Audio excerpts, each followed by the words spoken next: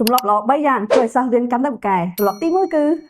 មានទំនួលខុសត្រូវទៅលើខ្លួនឯងទៅលើសកម្មភាពខ្លួនឯងអញ្ចឹងចំណុចហ្នឹងមានន័យថាអញ្ចេះមានន័យថាយើងគ្រាន់តែរៀនឲ្យបានលឿនធ្វើវឹកឲ្យបានអស់មិនបន្ទោសគេឯងពេលជួបបញ្ហាយើងរកដំណោះស្រាយអញ្ចឹងចំណុចហ្នឹងថាយើងមានទំនួលខុសត្រូវទៅលើខ្លួនឯងទៅលើសកម្មភាពរបស់យើងអញ្ចឹងណាបើសិនក្នុងករណីយើងរៀនអត់យល់រៀនអត់ចេះអញ្ចឹងយើងមិនបាច់បន្ទោសមិត្តភក្តិបន្ទោសគ្រូបន្ទោសអីទេប៉ុន្តែយើងត្រូវរកដំណោះស្រាយវិញមានន័យថាយើងរៀនអត់ចេះយើងអាចទៅសួរគ្រូយើងទៅសួរមិត្តភក្តិអ្នកដែលគាត់យល់ឲ្យគាត់ជួយបញ្យល់អញ្ចឹងទៅយើងអាចទៅទិញសភៅដើម្បីយកមករៀនបន្ថែមខ្លួនឯងអញ្ចឹងណាអញ្ចឹងត្រឡប់ទី1គឺសំខាន់ខ្លាំងគឺយើងត្រូវតែមានទំនួលខុសត្រូវទៅលើខ្លួនយើងផ្ទាល់ហើយនឹងលើសកម្មភាពរបស់យើងហ្នឹងទី2គឺការមានគោលដៅអញ្ចឹងបើសិនជាក្នុងករណីយើងអត់មានគោលដៅទេពេលខ្លះយើងអត់ដឹងថាខំប្រឹងរៀនដើម្បីអីអញ្ចឹងយើងដាក់គោលដៅមួយទៅឧទាហរណ៍ថាយើងថ្នាក់ទី9ទី10ទី11ទី12ថ្នាក់ទី1ក៏បានហើយយើងដាក់គោលដៅយើងអាចថាដាក់គោលដៅយក top 3ក្នុងថ្នាក់ឬក៏យកលេខ1ក្នុងថ្នាក់បន្តត្មងឬមួយក៏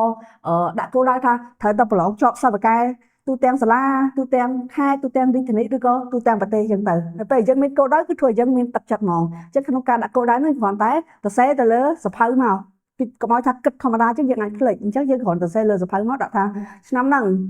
យកលេខ1ក្នុងថ្នាក់យកសិស្សបកែយកអីចឹងណាយកសរសេរចុះមកចំណុចទី3តើសំខាន់ទៀតគឺ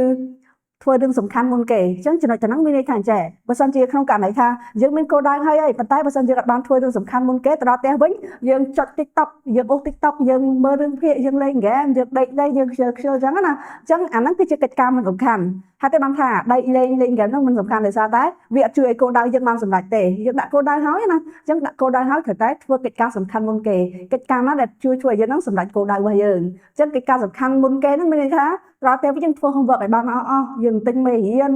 យើងអានសភៅយើងអីចឹងណាអញ្ចឹងកិច្ចការនេះគឺជាកិច្ចការសំខាន់ដែលអាចជួយធ្វើឲ្យគោលដៅយើងបានសម្រេចអញ្ចឹងរាល់តែយើងគ្រាន់តែធ្វើកិច្ចការសំខាន់ហ្នឹងមុនគេអញ្ចឹងបន្ទាប់ពីយើងធ្វើកិច្ចការសំខាន់មុនគេគឺយើងអាចមានពេលទៅសម្រាប់លំហែតាមក្រោយបានហើយប៉ុន្តែកុំធ្វើប្រឆេះដូចគ្រូនិយាយមិញណាបើធ្វើប្រឆេះត្រង់តែដេកលេងហ្គេមយើងអស់កម្លាំងយើងអត់មានពេលធ្វើ homework ធ្វើកិច្ចការសំខាន់មុនគេទេអញ្ចឹងគ្រាន់តែធ្វើកិច្ចការសំខាន់មុនគេគឺធ្វើឲ្យយើងនឹងអាចសម្រេចគោលដៅរបស់យើងបានហើយអញ្ចឹងបងប្អូនអាចអនុវត្តវិធីសាស្ត្រនឹងទាំងអស់គ្នាហើយជួយ share វីដេអូនេះទៅកាន់មិត្តភក្តិគ្នាយើងផងអញ្ចឹងជួបគ្នានៅវីដេអូក្រោយបន្តទៀតជំរាបលា